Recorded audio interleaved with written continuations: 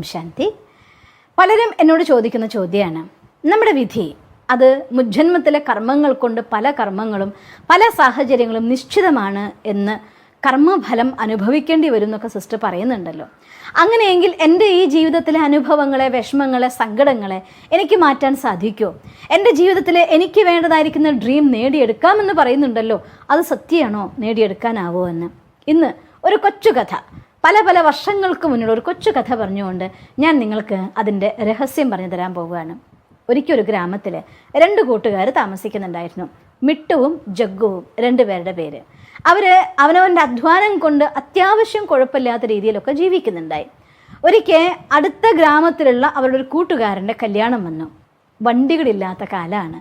അതുകൊണ്ട് അവൻ്റെ കൂട്ടുകാരുടെ കല്യാണത്തിൽ പങ്കെടുക്കാൻ വേണ്ടി നേരത്തെ തന്നെ നടന്ന് കാൽനടയായിട്ട് പോകാനുള്ള യാത്ര ആരംഭിച്ചു. അവർ കടന്നു പോകുന്ന വഴിയിൽ ഒരു കൊച്ചു കാടുണ്ടായിരുന്നു. അവർ കാട്ടിലൂടെ കുറച്ചു ദൂരം യാത്ര ചെയ്യാൻ തുടങ്ങിയിട്ടേ ഉള്ളൂ.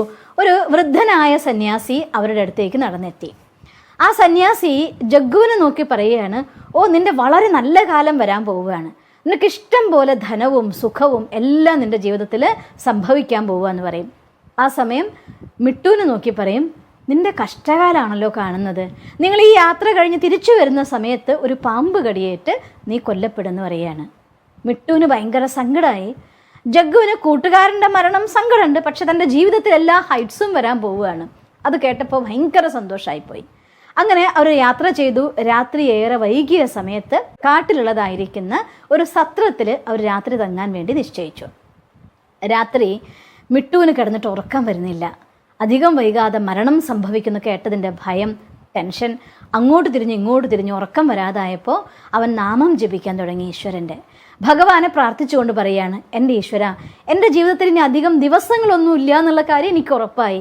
എന്നിരുന്നാലും ഉള്ള സമയം ഞാൻ നിന്നെ ഓർത്തുകൊണ്ട് എൻ്റെ പാപത്തിൻ്റെ കണക്ക് കുറയ്ക്കാൻ പറ്റിയെങ്കിൽ കുറയ്ക്കട്ടെ എന്ന് വിചാരിച്ചുകൊണ്ട് അവൻ നാമം ജപിച്ച് കിടന്നു. രാത്രി എപ്പോഴോ ഉറങ്ങിപ്പോയി. അതേസമയം ജഗ്ഗു ആണെങ്കിൽ വലിയ സന്തോഷത്തിലാണ്. ഈ കല്യാണം കഴിഞ്ഞ് തിരിച്ചു വരുമ്പോഴത്തേക്കും ഞാൻ പെട്ടെന്നൊരു പണക്കാരനാവാൻ പോവുകയാണ്. അവന് സന്തോഷം മറന്നുപോയി. അവിടെയുള്ള ഒരു കൂട്ടം ആളുകൾക്കൊപ്പം ചൂതുകളിൽ ഏർപ്പെട്ടു, മദ്യപാനത്തിൽ ഏർപ്പെട്ടു, സ്ത്രീകൾക്കൊപ്പം മോശമായിട്ടുള്ള കർമ്മങ്ങളിലേക്കൊക്കെ പോയി. ഇതെല്ലാം കഴിഞ്ഞ് നേരം പുലർന്നു. 2 പേരും യാത്ര മുന്നോട്ട് പോയി. അങ്ങനെ കൂട്ടുകാരൻ്റെ കല്യാണത്തിലൊക്കെ പങ്കെടുത്തു. അവർ തിരിച്ചു വരികയാണ്.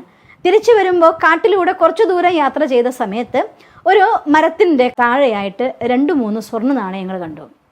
ജഗ്ഗുവിന് സന്തോഷം അടക്കാനായില്ല. അവൻ ചാടി ആ 3 സ്വർണ്ണ നാണയങ്ങളും കൈക്കലാക്കി.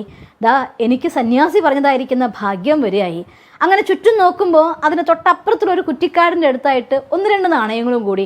അവൻ ഓടിപ്പോയി ആ നാണയം എടുത്തു. അപ്പോൾ പറയുകയാണ്, എനിക്ക് തോന്നുന്നത് ഈ കാട്ടിൽ പലയിടത്തായിട്ട് എൻ്റെ ഭാഗ്യം വെതറിക്കിടക്കുക എന്നാണ്. അപ്പോൾ നീ ഒരു കാര്യം ചെയ്യ്, നീ എന്നെ ഇതൊക്കെ തിരഞ്ഞെടുക്കാൻ വേണ്ടി സഹായിക്കുക. എൻ്റെ നല്ല കാലം വരുമ്പോൾ ഞാൻ നിന്നെ തീർച്ചയായിട്ടും സഹായിക്കാമെന്ന് പറയുകയാണ്. അങ്ങനെ 2 പേരും കൂടെ സ്വർണ്ണ നാണയങ്ങൾക്ക് വേണ്ടി തെരച്ചിലായി.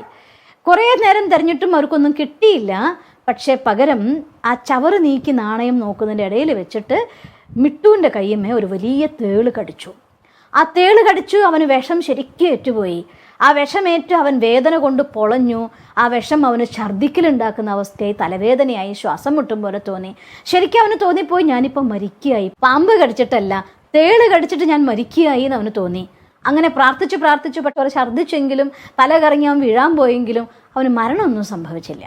ഇവന് കുറേ സ്വർണ്ണ നാണയങ്ങൾ കിട്ടി. അവന് മരണം സംഭവിച്ചില്ല. ഒരു തേള് കടിച്ചു, പാമ്പൊന്നും കടിച്ചില്ല. അങ്ങനെ 2 പേരും കൂടെ മുന്നോട്ടുള്ള യാത്ര പോയി. കാട് അവസാനിക്കാനായടുത്ത് വീണ്ടും വന്നു ആ സന്യാസി. ആ സന്യാസിയെ കണ്ടതും ജഗ്ഗു ഭയങ്കര ദേഷ്യത്തോടു കൂടെ പോയി ചോദിക്കുകയാണ്, അങ്ങല്ലേ പറഞ്ഞത് ഈ കല്യാണം കഴിഞ്ഞ് വരുമ്പോഴത്തേക്കും ഞാൻ ഭയങ്കര പണക്കാരനാവുമെന്ന്? അത് കേട്ടിട്ട് ഞാൻ അന്ന് വാങ്ങിച്ച് ആസ്വദിച്ച കുറേ പൈസ കടം വന്നു എനിക്ക്. അല്ലാതെ ഇതാണ് എനിക്ക് കിട്ടിയത്, ഇതുകൊണ്ടാണോ ഞാൻ കോടിപതിയാവാൻ പോകുന്നത് എന്ന്.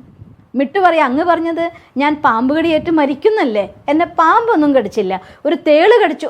എനിക്ക് വിഷം തീണ്ടി വയ്യാതെയായി, പക്ഷെ എന്നാലും ഞാൻ മരിച്ചിട്ടൊന്നുമില്ലല്ലോ. അതാ ഞാനും നിൽക്കുന്ന, അങ്ങയുടെ പ്രവചനം തെറ്റിയില്ലേ എന്ന് പറയാണ്.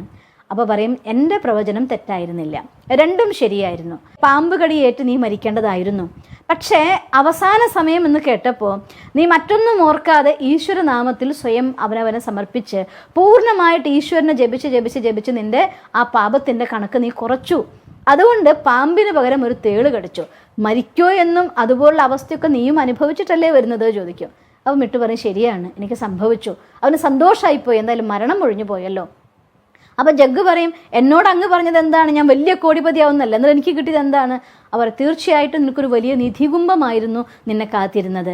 പക്ഷേ ആ നിധികുംഭം വരുന്നു എന്ന് കേട്ടപ്പോൾ നിന്റെ കയ്യിൽ നിന്നുണ്ടായതായിട്ടുള്ള കുകർമ്മങ്ങൾ, നീ മദ്യപിച്ചും മോശകർമ്മങ്ങൾ ചെയ്തും ബാക്കിയുള്ള സമയത്ത് മുഴുവൻ നീ നശിപ്പിച്ചു. അതുകൊണ്ട് നിന്റെ ഭാഗ്യം കുറഞ്ഞ് ഈ നാണയങ്ങളിലേക്ക് ഒതുങ്ങിയെന്ന്. അതുകൊണ്ട് ഇന്നലെയാണ് നമ്മുടെ ഇന്ന്, അത് സത്യമായിട്ടുള്ള കാര്യമാണ്, ആർക്കും മാറ്റാനാവില്ല. പക്ഷേ ഇന്നത്തെ എൻ്റെ കർമ്മം കൊണ്ട് നാളെ എനിക്ക് ഉണ്ടാക്കാൻ സാധിക്കുമല്ലോ. അതുകൊണ്ട് ഇന്നത്തെ പ്രസൻറ്റിനെ നല്ല കർമ്മങ്ങൾ ചെയ്തുകൊണ്ട് ജീവിതത്തിൽ മുന്നോട്ട് പോയാൽ മുന്നിലെ എന്തെങ്കിലും കർമ്മങ്ങൾ നമുക്ക് അനുഭവിക്കേണ്ടതുണ്ട്, കർമ്മ കണക്കുണ്ടെങ്കിൽ ഒരു പക്ഷേ കുറച്ച് കൂടുതൽ കഷ്ടപ്പെടേണ്ടി വന്നേക്കാം, കുറച്ച് കൂടുതൽ പരിശ്രമിക്കേണ്ടി വന്നേക്കാം, കുറച്ച് കൂടുതൽ എഫേർട്ട് എടുത്ത ശേഷം റിസൾട്ട് വരികയായിരിക്കാം. പക്ഷേ സ്വന്തം കർമ്മത്തിന് ഇല്ലാതാക്കാൻ ആർക്കും പറ്റില്ലല്ലോ. അതുകൊണ്ട് നിങ്ങളുടെ നല്ല കർമ്മത്തിൻ്റെ ഫലം നിങ്ങൾക്ക് നല്ല നാളെ വരും എന്നെ ചെയ്യും. അതുകൊണ്ട് സംശയിക്കാതെ നിരന്തരമായിരിക്കുന്ന പരിശ്രമം തീർച്ചയായിട്ടും നിരന്തരമായ സൗഭാഗ്യങ്ങൾ നിങ്ങൾക്ക് നേടിത്തരുക തന്നെ ചെയ്യും. നിങ്ങൾക്ക് അത്തരത്തിൽ നിരന്തരമായ സൗഭാഗ്യങ്ങൾ നേടാനാകട്ടെ എന്ന് ഞാൻ ഈശ്വരനോട് പ്രാർത്ഥിക്കുന്നു. ഓം ശാന്തി. ഞങ്ങളുടെ യൂട്യൂബ് ചാനൽ സബ്സ്ക്രൈബ് ചെയ്യൂ.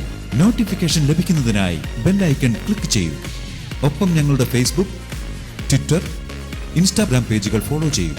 നന്ദി.